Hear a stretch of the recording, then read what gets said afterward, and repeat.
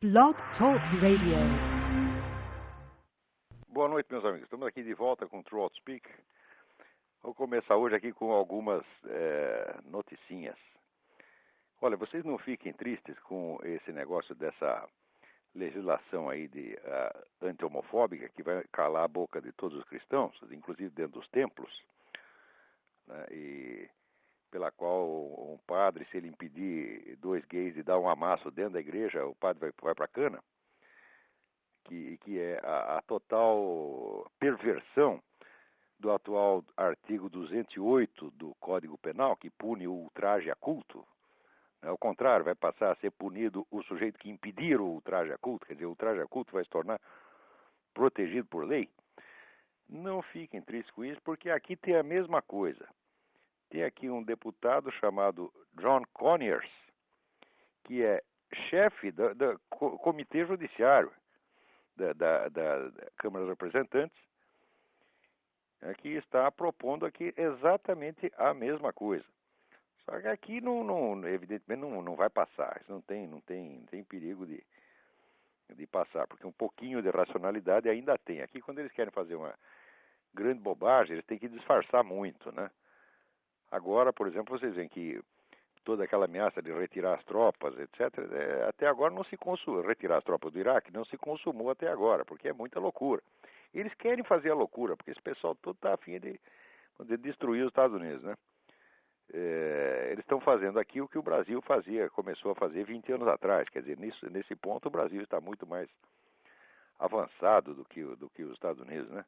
Em matéria de estupidez, suicídio, autodestruição, o Brasil está muito mais avançado. Então, os americanos aqui, né, estão tentando copiar. Agora, uma coisa, vamos dizer, bem significativa que acontece aqui, é que, vocês lembram quando houve aquela medida presidencial de permitir que pessoas suspeitas de terrorismo, quer dizer, não qualquer indivíduo, mas pessoas que já estão sob investigação por terrorismo, tivessem os seus telefones grampeados, né? E a sua correspondência, seu sigilo bancário suspenso, etc, etc. Bom, o total dessas pessoas que estavam sendo investigadas e que foram grampeadas até agora é de mais ou menos 200 pessoas. Houve uma gritaria mundial e aqui nos Estados Unidos metade da mídia gritou que aquilo era uma violação dos direitos dos coitadinhos,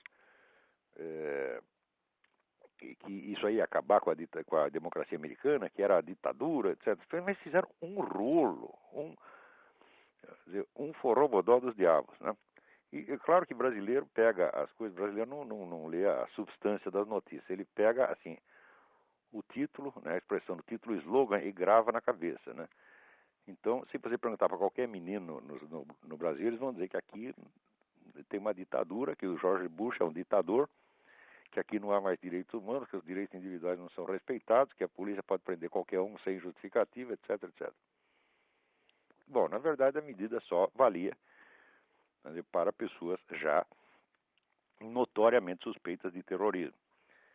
Bom, agora, esses mesmos sujeitos que fizeram este barulho contra esta medida de precaução, e agora que eles vamos dizer que eles dominam o Senado e a Câmara, agora estão propondo uma coisa, que é o seguinte: qualquer americano, qualquer um que contribua para qualquer entidade que faça campanhas, do que quer que seja, vai ter que ser cadastrado e vai ter que ter todos os dados dele no governo federal.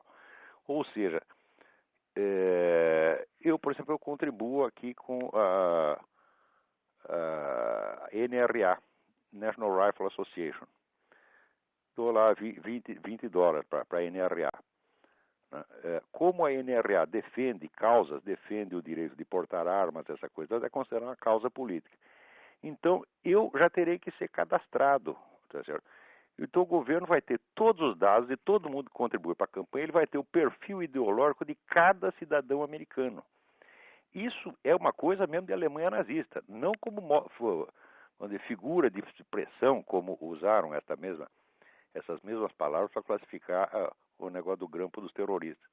Não, você cadastrar ideologicamente os cidadãos, Isto é ditadura mesmo. Isso não é voltado contra 200 suspeitos de terrorismo. Isso é voltado contra toda a população aqui, todos os residentes, sejam americanos ou não. Eu não sou americano, não sou cidadão americano, sou brasileiro.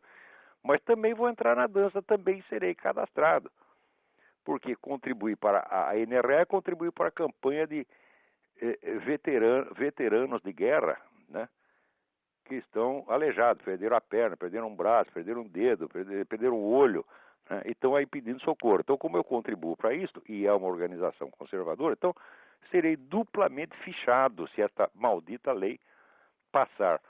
Ora, isto é o maior atentado contra os direitos civis que já houve em toda a história americana. E não sai uma linha protestando. E no Brasil ninguém está sabendo de coisa nenhuma. Eu vou escrever sobre isso, mas o que é a minha coluna em comparação com toda a mídia brasileira, com todo o estrondoso silêncio da mídia brasileira? Então, vocês não tenham dúvida, esse pessoal da esquerda, eles acham que é inteiramente natural calar a boca dos seus adversários. Vocês querem ver um outro exemplo? Tem aqui um ambientalista, um ecologista, que trabalha aqui para a Virginia Tech, né, o colégio tecnológico aqui da Virgínia. O sujeito chama-se Robert F. Kennedy, mas não tem nada a ver com o Robert Kennedy, não é parente dos Kennedy, é apenas coincidência, mas é um ecologista importante aqui. Ele outro dia que deu uma conferência a respeito da coisa do aquecimento global e disse que a liberdade de imprensa acabou aqui. Né? Já não há mais liberdade de imprensa. A imprensa brasileira, a imprensa americana já não é o que era antigamente. Por quê? Porque agora a imprensa publica notícias direitistas. A liberdade de imprensa para ele consiste em vetar todas as notícias direitistas. Ele começa a denunciar um negócio aqui, eu tenho o texto aqui, ele começa a denunciar que há uma conspiração que está acabando com a liberdade de imprensa nos Estados Unidos. Quando a gente vai ver do que ele está falando, o atentado contra a liberdade de imprensa é isso, publicar right-wing news, notícias direitistas. Olha, no Brasil está cheio de gente que pensa assim. Não teve um sujeito que diz que eu escrever que a revista Playboy publicar um artigo meu era um atentado contra a liberdade de imprensa? Disse. E não foi nenhum empregadia doméstica, nenhum proleta, nenhum varredor de rua. Foi um professor universitário, jornalista, dois idiotas dizendo isso. Quer dizer, o conceito de liberdade de imprensa deles é exatamente tapar a boca de todo mundo que não concorda com eles. Mas é um negócio cínico. Vocês não tenham dúvida, nós estamos lidando com pessoas extremamente perigosas, porque são mais do que fanáticos, são sociopatas, são pessoas que, vamos dizer, o fanático, ele pelo menos, ele sabe que tem uma doutrina, e sabe que crê naquilo, e sabe que é uma questão de fé, mas esses caras não. Eles são caras tranquilos, tá entendendo? Eles não estão, como não dizem isso no entusiasmo da fé, eles dizem isso como se fosse uma coisa normal. Quer dizer, a liberdade de imprensa significa calar a boca de todos os adversários. Quer dizer, é um novo tipo de prepotência. É a prepotência tranquila, bem educada, a prepotência que não tem cara não arreganha os dentes, tá entendendo? É uma prepotência sorridente, né? Que, vamos dizer, quer tapar a boca das pessoas e quer se livrar de todos os adversários mediante expediente, usando sempre o governo como um instrumento de censura, de repressão, mas chamando exatamente o contrário, chamando isso de liberdade de imprensa. Agora, muitas coisas acontecem aqui nos Estados Unidos que às vezes eu fico com a impressão que estou no Brasil, sabe? O mundo brasilianiza-se muito rapidamente. Então, coisa que, vamos dizer, aí a gente está acostumado, de repente a gente vê acontecendo aqui e fala, olha, os americanos estão aprendendo rapidamente. Aqui tem uma senhora chamada Rosine Collin, da cidade de Memphis, no Tennessee, né? Um tempo atrás, um sujeito árabe se engraçou para cima dela e acabou casando com a dona, né? Casou, ficou uns anos, tiveram filhos e passado um tempo o casamento deu errado, ele batia na mulher, ela não gostou e deu divórcio. Bom, resultado, agora uma corte norte-americana, né, considerando que o sujeito muçulmano tem o direito de educar os seus filhos na religião islâmica, está entregando a guarda dos filhos ao árabe. Só tem o seguinte: o árabe, cujo nome eu esqueci, não estou conseguindo achar no meio da papelada aqui, o árabe é um terrorista. É um sujeito que está sendo processado nesse mesmo momento por atos de terrorismo. Então é incrível, quer dizer, uma corte americana toma as crianças de uma mãe americana para dar a um terrorista árabe. Né? Então você vê que o número de americanos que tem aqui, que está louco para destruir o país e viver sob um regime tipo Saddam Hussein, é muito grande. Eles adoram essas coisas. Nós estamos lidando com pessoas que são malucas, são loucas, no mais alto grau, pessoas perigosíssimas, com as quais toda a possibilidade de diálogo racional já foi embora há muito tempo. Então eu recebi isso aqui não saiu no jornal, não, isso aqui é uma campanha feita pelos amigos da Rosine Collins, né? A mulher está na rua, não tem onde morar, né? E não tem, evidentemente, não tem dinheiro para tocar um processo em cima desse desgraçado e pegar os filhos de volta. E está aí as autoridades americanas ajudando o terrorista às custas da cidadã americana. Esse pessoal está aprendendo com o Brasil realmente, né? Outra notícia interessante aqui é o seguinte: é que aquele deputado Keith Ellison, que foi o primeiro muçulmano eleito para o Congresso, e que, vamos dizer, o pessoal aqui até festejou, porque dizer, né, é muito democrático, e o sujeito fez questão de fazer o juramento, na posse dele, fez fazer o juramento em cima do Corão e não da Bíblia, quer dizer, rompendo uma tradição de mais de 200 anos. Mas esse pessoal exige, e a turma aqui não tem coragem de reagir, de mandar merda como deveria. Então deram lá o Corão para o sujeito. Imagina você, num país muçulmano, você exigir fazer um juramento em cima da Bíblia. Eles te cortam a cabeça. No Irã, por exemplo, a prática das religiões não muçulmanas é permitida somente dentro de casa. Você não pode falar aquilo na rua, não, que você vai para a cana. Isso faz parte da Constituição iraniana. Tá certo? Não é apenas um costume, isso está escrito, isso eu li na Constituição iraniana. Agora vem aqui esse sujeito e bota a banca, né, exigindo fazer o juramento sobre o Corão. E os caras concordaram. Muito bem, agora se descobriu que o sujeito está, de algum modo, ligado a organizações terroristas. Por quê? Porque ele é amigo e advogado de um pessoal terrorista, de uma mulher terrorista, tá certo? Que uma vez tentou assassinar uma senadora americana aqui. Quer dizer, a senadora escapou por pouco. Então já começa a aparecer a história pregressa. Agora, o mais bonito de tudo não é a história do Keith Ellison. O mais bonito de tudo é a história do Barack Obama. O Barack Obama, ele durante um tempo morou na Indonésia quando criança, né? O pai dele era muçulmano e a mãe era cristã. E ele disse que estudou numa escola islâmica, mas ele disse que ele sempre foi cristão, que ele sempre ia na igreja cristã, etc. Acabou de aparecer a mentira. Colegas de escola dele estão confirmando que ele era muçulmano, ele ia na mesquita, tá certo? E isso durante bastante tempo, não foi um dia ou dois, não. Durante vários anos em duas escolas diferentes, mesmo no tempo que ele estudava na escola católica, ele ia na mesquita. Então o sujeito é um mentiroso, tá certo? Mas também o dia que os americanos votarem para presidente de um sujeito chamado Hussein, está na hora de acabar o país, porque o nome do cara é Barack Hussein Obama. Quer dizer, isto é um picareta mentiroso. Bom, agora já que estamos falando nisso, vou responder aqui a carta do Paulo Caram. Quer dizer, eu tinha prometido responder no outro programa, mas não foi possível, dado o volume de correspondência que a gente recebe aqui. Então ele diz que ele se converteu ao Islã no ano 2000 e está muito satisfeito com a opção que... Estou muito satisfeito com a opção que fiz, mas não costumo proteger as minhas convicções e sim colocá-las à prova para ver se elas merecem o posto. Sendo assim, tenho lido com muito respeito suas colocações sobre o perigo islâmico. Você não deve ignorar que há muitos islãs, e eu, como muçulmano, conheço alguns deles. E nem todos, penso eu, caberiam no perfil dos perigosos.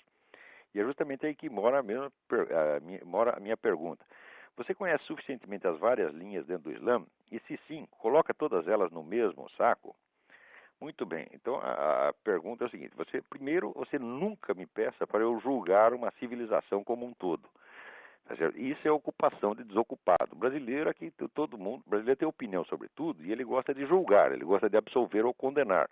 Quer dizer, isso é complexo de Deus, é um complexo teomórfico, né? Todo brasileiro ele quer ter opinião, né, final, taxativa e absolutória ou condenatória sobre tudo. Então, o que você acha do Islã, né? É como se o mundo fosse um imenso programa de auditório, do Chacrinha, né? Ou do Faustão, uma coisa assim. Então, vai para o trono ou não vai, né? Ou então, isso lembra também, vamos dizer, a plateia do circo romano, né? Que os negros tinham que botar o dedo para cima para absolver o gladiador que perdia a luta, ou para baixo que mandar cortar a cabeça do negro, né? Não me pergunte uma coisa dessa, porque a pergunta, na verdade, nem faz sentido. Quer dizer, eu não estou aí para julgar civilizações, eu não tenho essa capacidade, tá certo? O que a gente tenta é analisar a situação real e vê-la tal como ela aparece, tá certo? Sem esconder nada e, sobretudo, sem esconder as ambivalências, as contradições, etc, etc. Isso é o que eu estou fazendo. Então, que existem valores espirituais absolutamente essenciais dentro do Islã, essenciais para a humanidade toda, isso aí é claro que eu sou o último que vou negar, tá certo? Mas que, por outro lado, existe realmente um plano islâmico de ocupação, tá certo? E de utilizar a imigração como arma de guerra cultural e plano de dominar o mundo, isso não é uma interpretação minha, isso é um fato, isso é declarado explicitamente por líderes islâmicos. Em tudo quanto é passeata islâmica, você vê cartazes dizendo o Islã vai dominar o mundo. São eles que dizem, eu tenho fotografia disso aqui, tá vendo? Várias, tá certo? E, mais ainda, isso faz parte, vamos dizer, da própria tradição islâmica, de que o Islã vai ser a última religião, de que vai tomar tudo. Isso aí é parte inerente. Agora, quer dizer, quando o muçulmano se esforça, vamos dizer, para derrubar o governo de um país não islâmico, para implantar ali um governo islâmico, ele está certo dentro da doutrina islâmica. Se você ler, por exemplo, os livros do Said Qutb, o famoso comentário dele ao Corão, que se chama A Sombra do Corão, que eu sempre achei significativo que se chamasse A Sombra do Corão e não A Luz do Corão, né? Porque o Said Qutb é o teórico da fraternidade muçulmana, quer dizer, de uma das correntes radicais que tinha lá. E que foi até, na época, foi enforcado pelo governo egípcio por tentar derrubar o governo. Mas que é um dos autores mais influentes hoje entre os radicais islâmicos, não só os radicais, assim, terroristas explícitos, tá certo? Mas o pessoal é radical soft, né? Todo mundo lá leu o Said Qutb. Said Qutb diz explicitamente o seguinte: se tu é um muçulmano e tu mora num país não islâmico, você tem a obrigação islâmica de tentar derrubar o governo. Se você não fizer isso, você está descumprindo o mandamento islâmico. Claro, você vai me dizer, isso é uma interpretação. Há outras interpretações.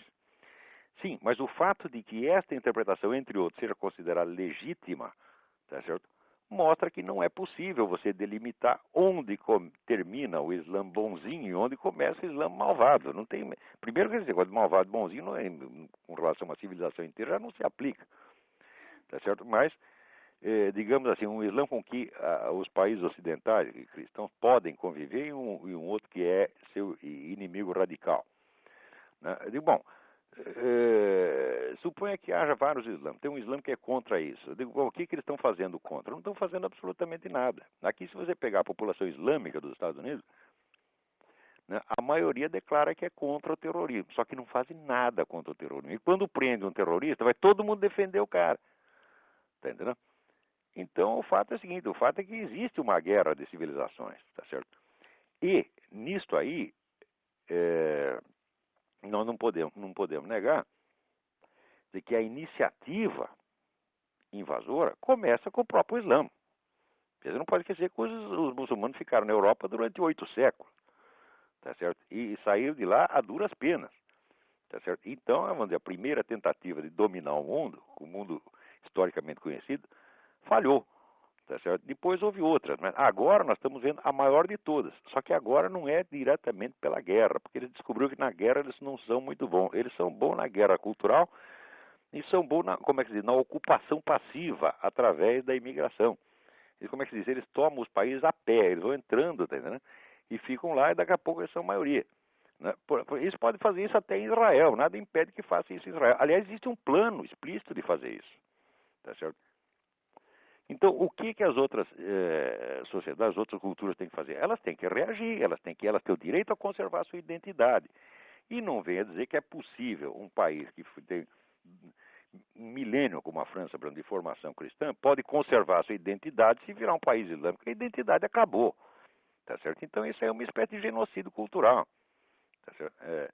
Agora, uma outra coisa. Eu não vejo por que nenhum país ocidental, país não islâmico, deva dar aos muçulmanos direitos que os religiosos não islâmicos não têm nos países muçulmanos. Tá certo? Deveria ser exatamente a mesma coisa. O muçulmano entrou aqui, quais são os direitos que você vai ter aqui?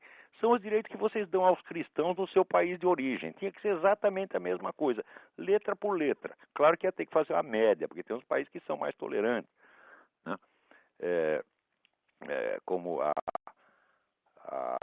Malásia, por exemplo, parece que é mais tolerante. E tem outros onde você não pode botar o nariz na rua, mas tolerância com limites também. Então, fazer uma média do que eles fazem lá e dizer, olha, é isso que nós vamos aplicar aqui. Ou então, exatamente conforme a legislação nacional. Tu vem do Irã, então se tu é iraniano, tu só pode praticar o seu islã dentro da sua casa. Fica quieto. Por quê? Porque no Irã vocês tratam assim quem é cristão, quem é judeu, quem é budista. Tem que ficar preso dentro de casa.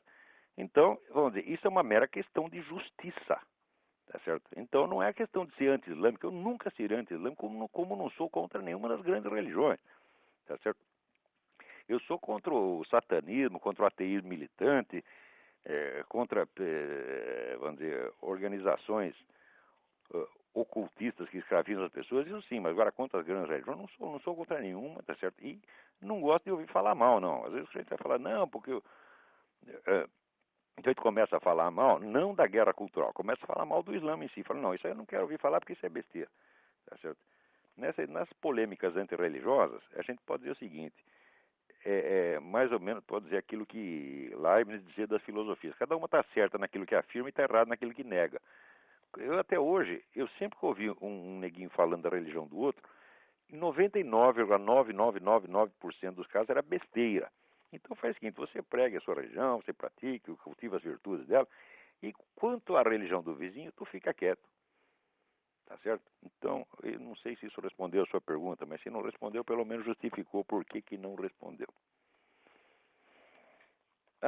Também eu me lembro da outra, eu estou só com a segunda carta aqui na mão. Na primeira pergunta, você perguntava se eu mudei de ideia quanto ao Islã. Olha, tenho que explicar um negócio não só para você, mas para todos.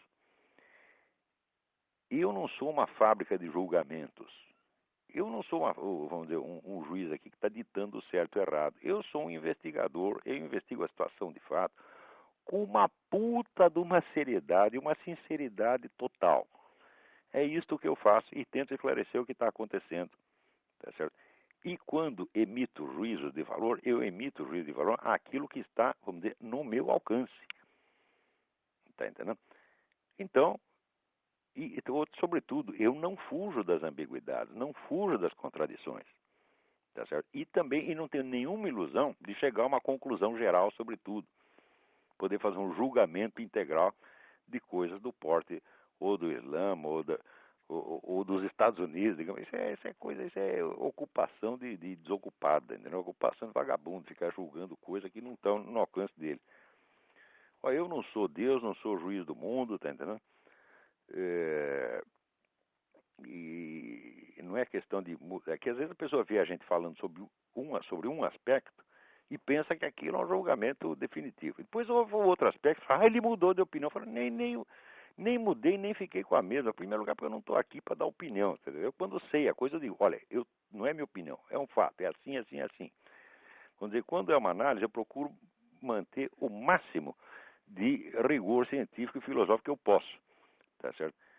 E opinião, se eu tiver que dar minha opinião, eu sempre aviso, olha, isso aqui apenas é minha opinião e não vale mais do que a opinião de ninguém. Agora, se é fato, se é uma coisa objetiva, se é vamos dizer, uma verdade incontornável, aí a gente tem que dizer, tá certo? Então, nem mudei, nem fiquei com a mesma, porque se perguntar qual era a sua opinião 5 anos atrás, eu falei agora, não sei como era 5 anos atrás, também não sei agora. Eu estou juntando fatos, tá certo? Agora, todo brasileiro tem a ilusão dele poder chegar, vamos dizer, a um julgamento final sobre as coisas que o tranquilize. Né? Isso é uma besteira. A tranquilidade só existe no paraíso. Quando tu morrer, for pro juízo final, se você passar no exame, tu vai ficar tranquilo. Até lá, tu vai ficar nervosinho e cheio de contradições, exatamente como eu. Vocês não são melhor do que eu, não. Quer dizer, se eu estou aqui todo, né, vamos dizer, atrapalhado no meio das contradições da realidade, que não são contradições da minha cabeça, são contradições que eu noto na própria realidade. Né? Se a gente está investigando um problema de Ortega y Gasset é consciência de uma contradição. Eu estou investigando problema todo dia, portanto estou lidando com contradição o tempo todo e consigo resolver uma parte infinitesimal delas. Tá bom, Paulo Caranha? Então boa sorte para você aí. Vamos lá. Aqui me manda uma notícia de que uma pessoa me manda uma matéria que saiu na revista Brasil. Aqui tem uma revista em inglês chamada Brasil com 2 Es, brasilmag.com. Brasil, BRAZZILMAG.com. Leio essa matéria lá de que várias comunidades antipetistas do Google, da comunidade Orkut, estão desaparecendo. Uma que desapareceu foi o Fora Lula 2006, que tinha 180 mil membros. Né? Diz que houve uma comunidade de discussões sobre a minha pessoa, que também desapareceu lá. Quer dizer, isso aí, eu não quero coisa do governo, não acredito, mas sim, o governo não precisa fazer essas coisas. Por quê? Porque o governo tem um monte de puxa-saco petista que está disposto a fazer isso o tempo todo. É o que eu disse no começo do programa. Calar a boca dos adversários, calar a boca dos inconvenientes, para esquerdista é uma coisa tão natural quanto respirar. Tá certo? Eles fazem isso e não sentem que isso é censura, não sentem que isso é opressão, não sentem nada porque têm a consciência moral deformada. Eles não consideram que as pessoas ou que têm outra ideia sejam gente. Eles excluem da espécie humana. Para eles, se você é um direitista, você é um anormal, você é uma pessoa que não tem direito de existir, você tá entendendo? Não é nem pessoa, você é uma coisa, você está entendendo? Se eles sempre tratam a gente assim. Agora, se você devolve a eles na mesma moeda, eles dizem que você é um monstro, começa tudo a chorar. Tá entendendo? E se fazer de vítima. Ah, mas esses caras são nojentos demais, eu não aguento mais, eu estou com o saco cheio de esquerdista, pô. É a pior gente que já existiu, tem um excesso de merda na cabeça. Bom, vamos ver outra coisa aqui. Tem uma carta do Xavier Peixoto. Baixei para o meu hipótese suas conversas no TroutSpeak e também a entrevista com o Yuri Vieira. Escuto novamente na tentativa de aprender. Sou disléxico e para mim é mais fácil ouvir do que ler. Mas não me compare com o Lula, pelo amor de Deus. Não comparo não, Xavier. Você escreve muito bem, sua carta está muito correta. Né? Tem a diferença, você é disléxico, e esses caras do governo federal, a começar por presidente da República, são antiléxicos. É uma coisa completamente diferente. Quanto a essas gravações que você está pedindo, Xavier, já está tudo lá no ar, está tudo na minha parte, tem um link. Se não está tudo, daqui a pouco vai estar, já começamos, já pusemos lá o máximo que podia estar dessas gravações. Muito bem, vamos aqui a outra carta. Ulisses Papa. Em um dos teus últimos artigos, comentaste a respeito da influência de Gurdjieff sobre a cultura americana e europeia. Especialmente citaste, deve ser gaúcho, hein?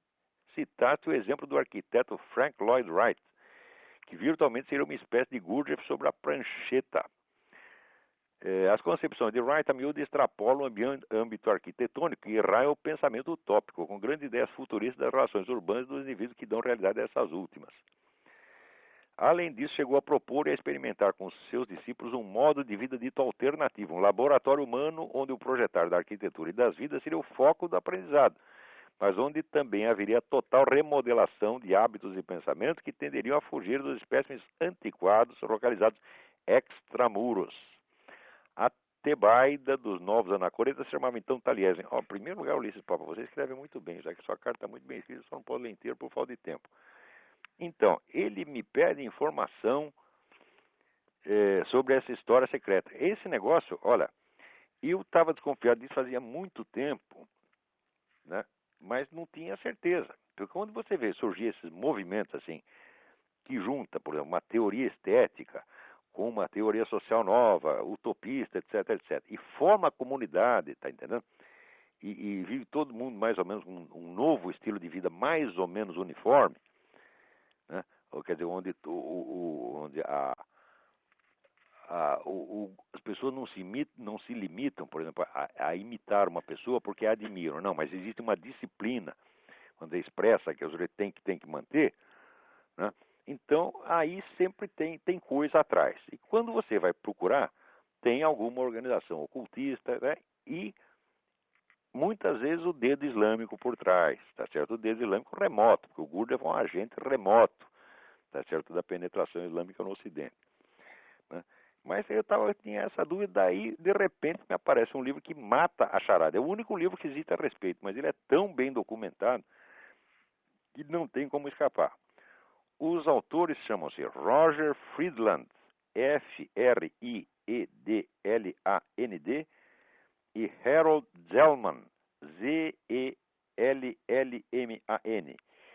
E o livro chama-se The Fellowship, a Irmandade, The Untold Story of Frank Lloyd Wright and the Taliesin Fellowship, a história não contada de Frank Lloyd Wright e da comunidade de Taliesin. Não perca, o livro é espetacular, muito bem documentado, inclusive começa com uma entrevista com uma filha do Wright, que muitos anos atrás, mais de 20 anos atrás, 20, 30, sei lá, não lembro direito, foi internado no hospício como maluca, tá certo? E ficou lá, tá certo? E os autores conseguiram chegar lá e entrevistar a mulher. Ela tá louca coisíssima nenhuma, louco tô eu, pô.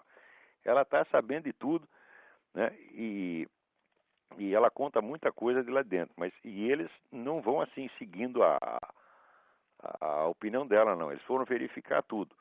Olha, é um negócio absolutamente espantoso. A mão desse Gurdjieff aparece nos lugares mais inesperados. Muito bem? Então, olha, tem alguém que me mandou uma carta semana passada, a carta não está mais aqui comigo e eu não lembro o nome, mas foi alguém que me pediu alguma informação sobre aquilo que eu tinha dito, o Conselho Mundial das Igrejas. Tá certo? Tem o Conselho Mundial das Igrejas e o Conselho Nacional das Igrejas. Eu disse que são entidades pró-comunistas e que até financiam movimentos terroristas. O sujeito me pediu, então, o remetente, cujo nome não me lembro, você me desculpe, me pediu alguma indicação. Mas, de certo, não é útil só para ele, espero que ele esteja ouvindo, não é útil só para ele, mas para todo mundo. Então está aqui, tem um livrinho chamado The Fraudulent Gospel, o Evangelho Fraudulento, Politics and the World Council of Churches. O autor chama-se Bernard Smith, S-M-I-T-H, editado pela Church League of America. Mas se você for no site www.bookfinder.com e botar lá Bernard Smith, de certo vai aparecer alguns autores homônimos, porque esse é um nome muito vulgar, mas você vai acabar achando The Fraudulent Gospel. Também eu sugiro olhar um livro que se chama, cujo autor eu não lembro, mas que está no site do Gary North. O livro chama-se The Unholy Alliance. Procure que você vai achar, quer dizer, a aliança não santa, né? Porque tem a Santa Aliança no século XIX, tem uma alusão ao contrário da Santa Aliança. Existem 2 ou 3 livros com o mesmo título sobre assuntos diferentes. Quer dizer, quando tem uma expressão como essa Santa Aliança, é uma tentação para o escritor, né, usar como título e invertendo. Então, 3 ou 4 neguinhos já fizeram isso aí. Mas você procurando, você vai ver que um deles se refere ao Conselho Nacional das Igrejas. O Conselho Nacional é o braço do Conselho Mundial aqui nos Estados Unidos. Toda a história está aqui e não é história nada bonita. Agora, também não é bonito aquilo que me informa o Kleber Silva sobre o que se passou na Universidade Federal de Pernambuco. Vejam vocês, aí eu vou ler aqui. Vi uma questão de prova de filosofia onde citam o seu nome. Em um processo de seleção de extravestibular para o curso de graduação em filosofia da Universidade Federal de Pernambuco, no último domingo, percebi a seguinte questão de número 22 na prova escrita de múltipla escolha. A prova é a seguinte: aponte os exemplos de homens éticos com visão filosófica engajada para além da hipocrisia. Então, alternativa A, Jorge Bush, Olavo de Carvalho, Editora Abril, Inocêncio de Oliveira e Roberto Marinho. Alternativa B, Dalai Lama, Gandhi, Marina da Silva, Frei Beto e Dom Helder. Agora você imagina qual é a resposta certa. É claro que é a B, tá certo? Porque o Bush, eu, a Editora Abril, o Culpêncio de Oliveira e o Roberto Marinho, tá certo? Nós não prestamos absolutamente. Então, acontece o seguinte, ó aqui o seu Amaro Lins, reitor desta merda. Vocês estão induzindo ódio a seus inimigos políticos através desse exame feito para estudante inocente que não nem sabe qual é a sua intenção. Você dá a pergunta e já diz para ele quem são os homens éticos. Olha, eu não sei quem são os homens éticos, mas sei que você não é. Tu é um grande sem vergonha, manipulador, vigarista intelectual, tá certo? Você está espalhando ódio à minha pessoa e eu te devolvo. Não é que eu te odeio, não, porque você não merece. Você é um merda. Por que eu vou odiar um merda? Merda a gente não odeia, merda a gente limpa. É exatamente o que eu estou fazendo. Tá entendendo? Pega essa sua universidade, enfia no rabo, que eu conheço vocês muito bem. E vocês até porque têm raiva de mim. Tem por quê? Muito tempo atrás eu tive aí, fiz uma conferência e tinha lá o pessoal do seu departamento de matemática e puxaram uma discussão comigo a respeito de Georg Cantor. E eu que não entendo merda nenhuma de matemática, eu tapei a boca deles todos, eles não tinham mais o que falar. Ficaram com raiva, ficaram brancos e dizendo assim, você nos expulsou do paraíso cantoriano? Porque eu fui lá e contestei, não matematicamente, eu não tenho domínio da técnica matemática, mas compreendo os conceitos. O conceito cantoriano dos transfinitos, tá certo? Mostrei que aquilo lá era uma impossibilidade lógica pura e simples. Eles ficaram assim, sabe, roendo o pé da mesa. Desde essa época não gostam de mim. Agora vem essa vingancinha aqui, filha da puta. Você não tem vergonha, Amaro Lins? Ora, ainda uma universidade que se fosse tua universidade particular, tá certo, faça lá a merda que você quiser. Mas esta universidade paga você com dinheiro do contribuinte e você fica usando para o que você quer. Tu não tem vergonha na cara, moleque. Vamos lá. Aqui, o Luiz Fernando Maicote pergunta, qual a sua opinião a respeito de Mitt Romney, candidato a presidente dos Estados Unidos pelo candidato conservador à presidência dos Estados Unidos? Muito bem, eu terei alguma opinião sobre o Mitt Romney quando eu souber a opinião dele a respeito de qualquer coisa, porque ele muda todo dia. Um dia ele diz uma coisa, outro dia ele diz outra. Eu estou esperando ele chegar à conclusão para ver o que eu acho. Mas, na verdade, né, eu não tenho nenhuma opinião a respeito dos candidatos aqui, opinião no sentido de ser a favor ou contra, tá certo? Mas que eu posso analisar isso. O Mitt Romney é um sujeito muito popular, parece que fez um bom governo no estado dele, e tem esse problema de ser mormon. Eu acho que isso aí como é que se diz? Você não querer um candidato por ser mormon é uma frescura. Aqui existe mormon, desde que mormon apareceu aqui, pô, não começou aqui. Quer dizer, uma religião nacional americana e é um tipo de protestantismo, é um tipo de cristianismo, né? Interpretar lá o modo deles. Eu gosto de todas as igrejas cristãs, inclusive Mormon. Se você é cristão, eu acho que é bom. Então, e não gosto de discussão entre as igrejas cristãs.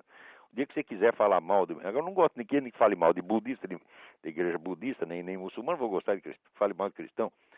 Essas polêmicas interreligiosas são tudo uma frescura.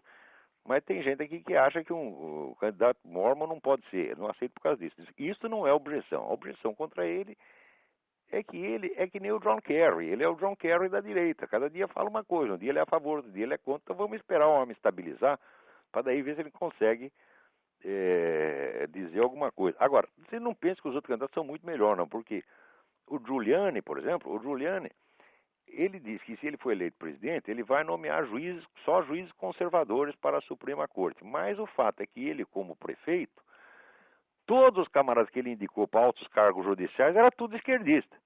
Então nós também não sabemos se o Giuliani está para lá ou está para cá, tá entendendo? Parece que esse negócio de segurança, ele é durão mesmo. Mas tem outras coisas, por exemplo, ele é meio abortista, meio... não digo que seja gay, mas é pró-gay, né? Pró-gay, eu também sou pró-gay. Eu não quero que ninguém faça mal nenhum para os gays, nem que enche o saco deles, nem que os humilhe por nada. Eu só não quero que eles tapem a nossa boca. Bom, vamos lá, agora tem aqui uma pergunta. Thales N. Se o senhor quiser ler, supondo que ainda não conheça a obra, Do Liberalismo à Apostasia, A Tragédia Conciliar, do grande Monsenhor Marcel Lefebvre, pode imprimir gratuitamente a partir do site permanencia.org.br. Eu conheço esse livro, li muita coisa a respeito, acabei de ler uma documentação feita pela editora, pelo pessoal da editora Permanência, pelo Dom Lourenço Fleshman, sobre toda a confusão que houve entre o Dom Marcel Lefebvre e o Vaticano na época. Se tu quer saber o que eu acho, ora, tudo que o Dom Marcel diz é verdade, porra.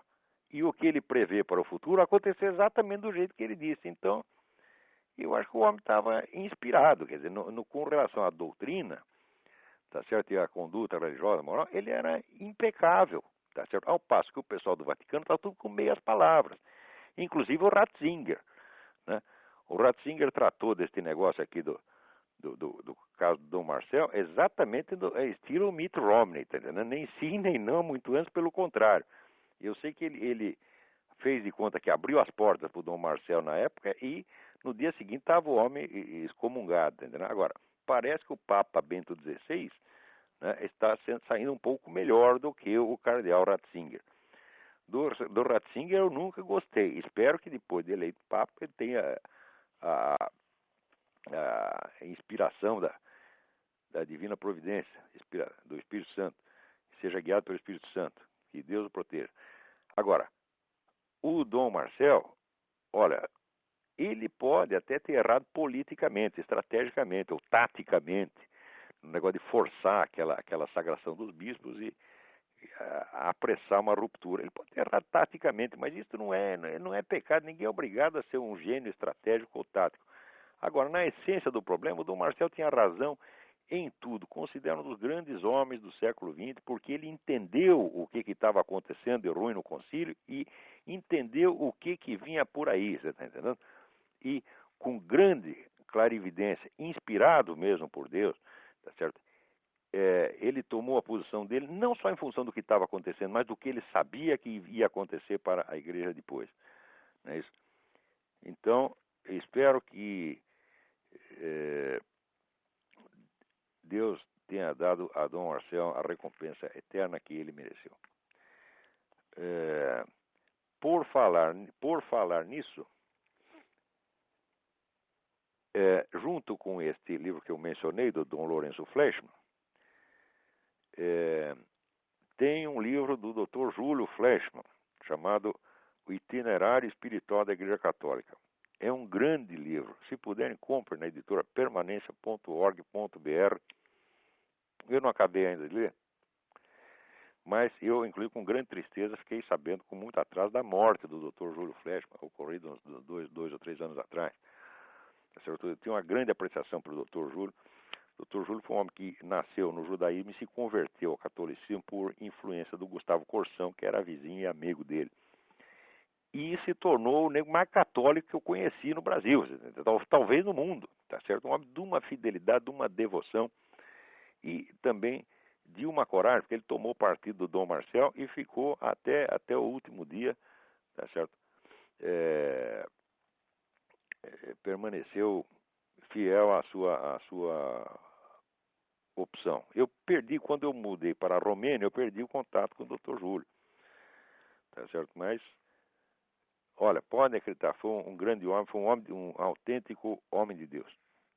E se puder, ler o livro dele, O Itinerário Espiritual da Igreja Católica. Aqui, Paulo Soriano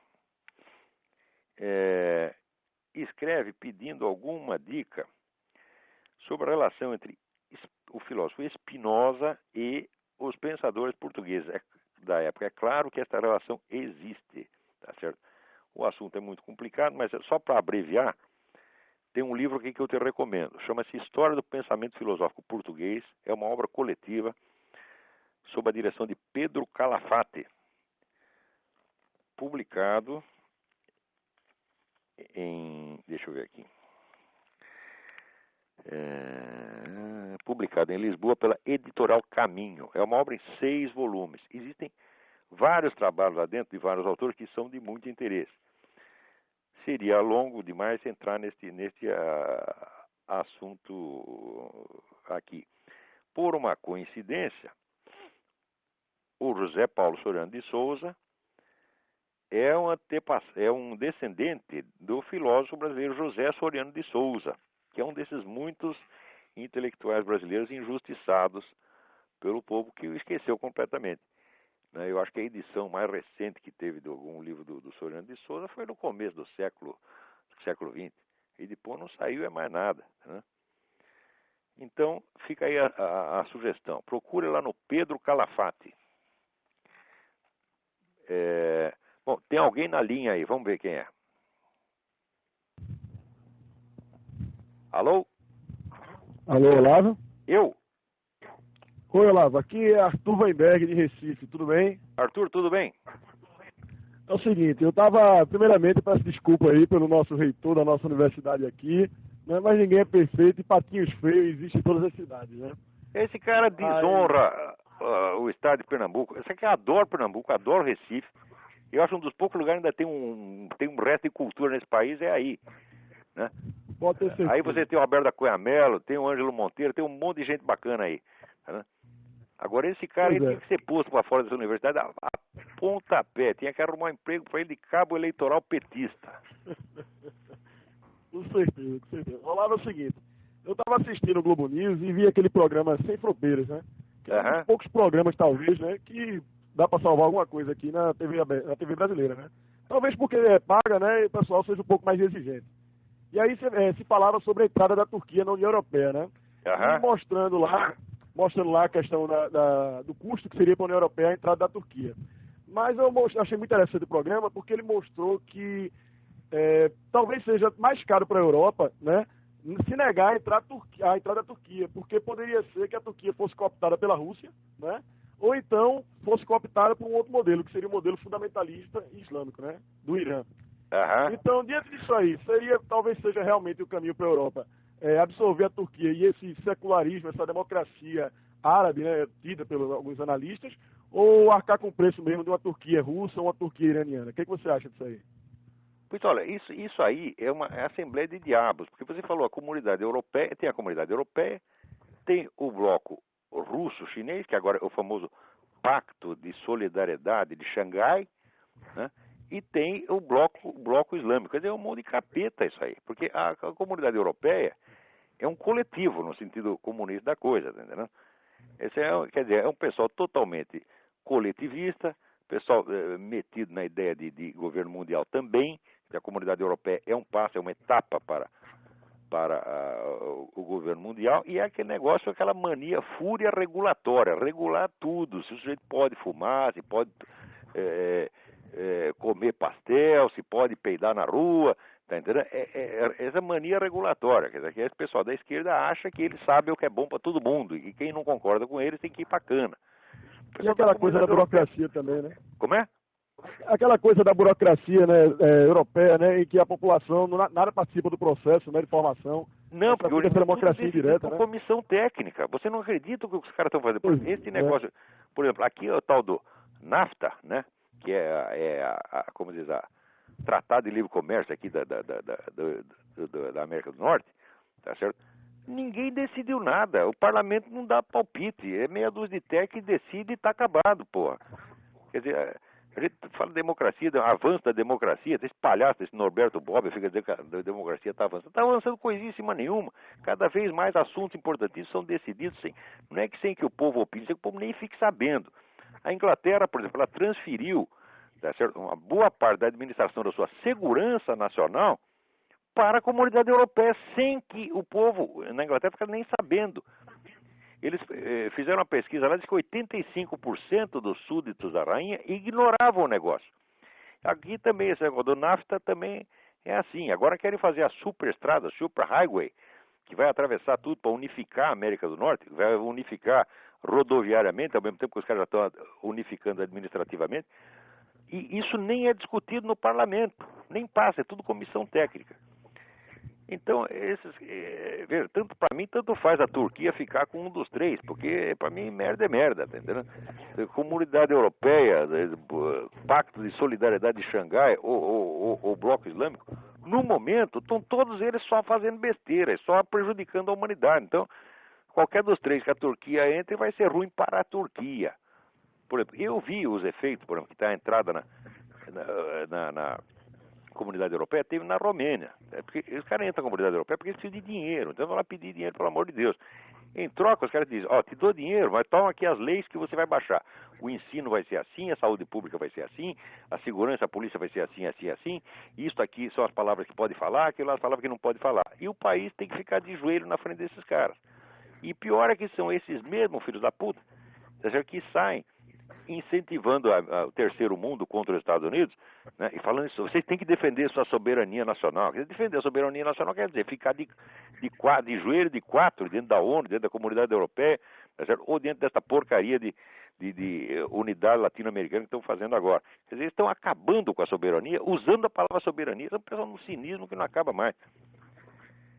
É isso aí. Então é isso aí, vamos passar para outra pergunta aqui. Obrigadão. Tá certo, um abraço, Olavo. Um abraço, tudo de bom aí. Aqui, eu sei que tem gente esperando, mas tem uma coisinha aqui que eu preciso responder. Aqui, o Felipe Cury, que é uma carta muito amável, disse que estava procurando o livro Dialética do Conhecimento. Primeiro, o livro não chama Dialética do Conhecimento, chama Dialética da Afirmação. É que eu já estou ficando velho, gagá e broxa. Então, cuidado com o que eu digo. Dialética da Afirmação. E o autor não é André Nark com N, é André Mark com M. Como se fosse escrever Marcos, tira o OS, só o que sobrar é o nome do homem. André Mark.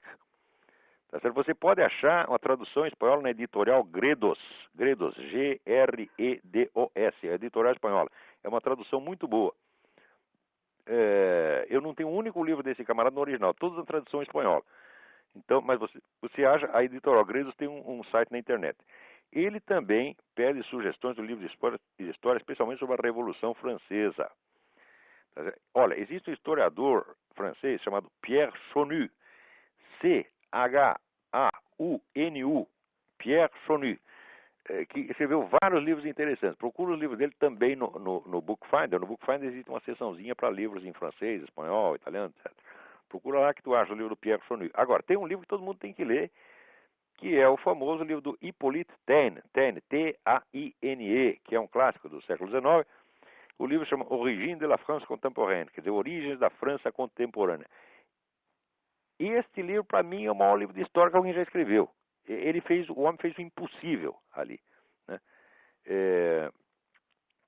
Então, esse aí tem que surgir o Pierre Chonu e, então, o Taine. Agora, diz a ele aqui, quanto aos livros já indicados de Huizinga e Modris Eckstein, são praticamente impossíveis. Não são não. Veja, o do Huizinga, te dou uma sugestão. Procura o site mediabooks.pt. É um site, não é do PT, é de Portugal. Né? E lá você coloca o Huizinga, porque existe uma edição portuguesa do Huizinga muito boa. Tá certo? Quanto ao Modris Eckstein, eu sei que estão vendendo no Brasil por R$480 um exemplar. É um absurdo. Agora, aqui o nome dele está errado, não é Eckstein, é Ecksteins. Agora, aqui nos Estados Unidos você compra por $3. Se você lê inglês, vai lá no Bookfinder, você vai achar um monte de exemplar do Modris Eckstein por $2, $3. Né? Quanto mais tempo eu moro aqui, mais eu fico com dó de mim mesmo no tempo que eu morava no Brasil. Porque, às vezes, às vezes queria um livro, tinha que esperar 20 anos para obter o livro. Aqui, o livro, como qualquer coisa, pode custar qualquer preço. Quer dizer, o mesmo livro pode custar de $2 até $200 ou $300. Dependendo, vamos dizer, de você querer uma edição mais luxuosa, querer mais moderninho, mais antigo. Eu sei que tudo aqui, passa um ano, já vale a metade do preço. Né? Então, você procurando na internet, você acha tudo. Agora, tem uma outra cartinha que eu faço questão de ler. É de um oficial, um capitão de maringueiro, fuzileiro naval, não vou dizer o nome do homem para não comprometê-lo. Mas ele diz o seguinte: servi na segurança presidencial durante o governo Itamar Franco e pude comprovar que as despesas eram realizadas com parcimônia. Tudo era licitado, do hotel ao aluguel de viaturas. Hoje, o Lula e sua família gastam quase R$5 milhões em compras com os cartões de crédito corporativo, Diz que a despesa da família Lula em São Bernardo do Campo e sua família em Santa Catarina é paga pela presidência. E isso é que é uma baita Bolsa Família. Olha aqui, do Itamar pode dizer o que quiser, pode dizer que ele é burro, mas ladrão ele nunca foi, tá certo? E é claro que era diferente. Tá aí o exemplo. Isso aí tá uma pouca vergonha mesmo. Olha, capitão, parabéns pela sua cartinha. Não leio o seu nome só para não lhe arrumar encrenca. Vamos ver se tem mais alguém aí na linha. Olavo, aqui é o Flávio. Oi, Flávio, tudo bem? Olavo. Tudo beleza, um prazer. É o seguinte, eu tô com uma matéria aqui, A Última Cruzada dos Templários, pela revista História, é uma revista antiga, de fevereiro de 2005. E aqui diz a respeito A Última Cruzada dos Templários, é sobre um perdão que os templários estarão esperando, que vai vencer dia 13 de outubro de 2007. No caso, a igreja teria que dar, o Papa teria que dar esse perdão. Estou por fora. Pois é, Se você puder me mandar antiga, informação, me manda, porque isso é muito interessante. Através de qual e-mail? Eu não manda consigo... é só mandar olavo@olavodecarvalho.org. Então tá bom. Se você me informar, eu vou tentar ter mais alguma informação, depois a gente comenta isso. Sim. Muito obrigado pela dica, de qualquer maneira. Ok, e eu te fazer uma pergunta. Um católico pode ser maçom? Não, existe uma bula papal, creio que é de 1780, qualquer coisa, que depois foi confirmada pelos papas seguintes. Se o sujeito entra na maçonaria, ele está automaticamente excomungado. Quer dizer, porque a igreja não acertou as dificuldades dela com a maçonaria até hoje. Já tentaram, vários encontros, vários congressos, mas não acertou até hoje. E se não acertou até hoje, não somos nós que vamos acertar. Vamos rezar para que tudo dê certo, entendeu? Porque eu acho que essa briga é um negócio altamente destrutivo, tá certo? Sim. Existe muita conversa a respeito de muita lenda a respeito disso, né? Do cara que entra e tal, essas coisas, mas não tem nada a ver, né? O cara que entra, ele pode ter uma religião, mas não... Não, você pode ser um cristão, por exemplo, nas igrejas protestantes, algumas têm objeções contra a maçonaria, outras não têm. E também existem milhões de direções diferentes na maçonaria, o que o pessoal pensa, né? Tem uns camaradas idiotas teóricos da conspiração que pensam assim, que isso é tudo como se fosse uma pirâmide, tem um nego lá em cima que manda, uma comissão 2 ou 3 que manda, e os outros tudo obedece, assim, e é um bloco monolítico. Isso é uma loucura, a maçonaria é um saco de gato, existem milhões de correntes lá dentro, tanto que, se você ver ao longo da história, já apareceram, dentro da maçonaria, aparecia uma outra organização secreta que penetrava na maçonaria e dominava lá umas quantas lojas e fazia bagunça lá dentro. Tem o famoso livro do John Robinson, Proofs of a Conspiracy, um livro do tempo do George Washington, né? Mostra que o pessoal dos Illuminati tinha entrado lá numas quantas lojas e tomou, né? Quer dizer, se a maçonaria fosse um bloco monolítico, tá certo? Isso jamais poderia acontecer. Tá certo? Então, esse negócio que os caras mandam no mundo e tal, tudo isso é besteira, ninguém manda no mundo. Tem gente querendo mandar. Você vai ver esse pessoal, por exemplo, do Council on Foreign Relations, eles são os caras mais poderosos que tem nos Estados Unidos. Eles tentam mandar, mas toda hora dão com o burro na água. Quem manda no mundo é Deus, tá entendendo? Agora, organizações humanas, elas simplesmente tentam mandar. Esse negócio do governo secreto, por exemplo, esse Armindo Abreu, que é uma besta quadrada, né?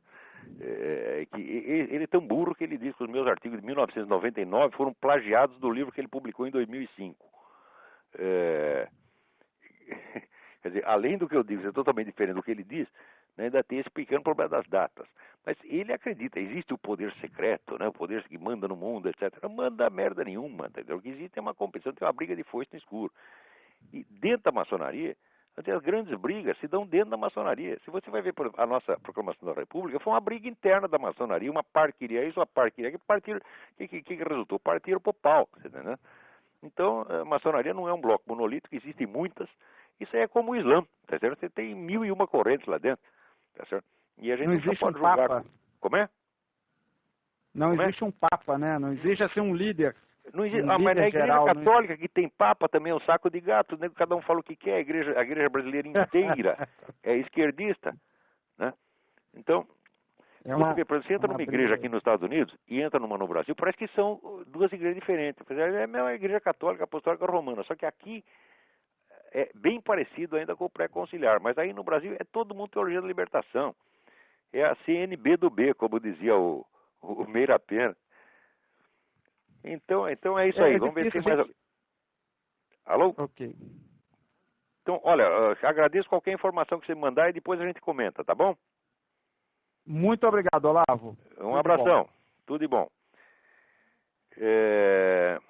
Muito bem. Puxa, ainda tem mais uma carta bacana aqui, mas não vai dar tempo. O nosso tempo acabou. Então, muito obrigado a todos. Até a semana que vem.